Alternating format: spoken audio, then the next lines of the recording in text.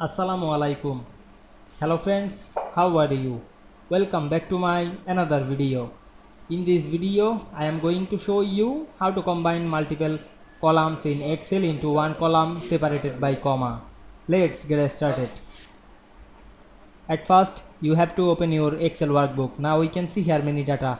Now we want to combine the multiple column into one separated by comma. At first, select any cell, then write a formula. At first, write the is equal to,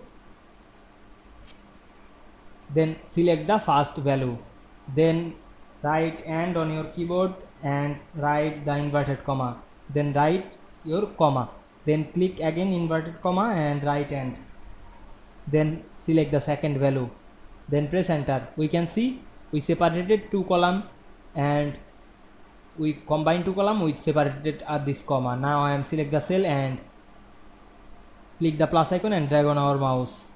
We can see we make the multiple column into one separated by comma easily. I hope you enjoyed my video.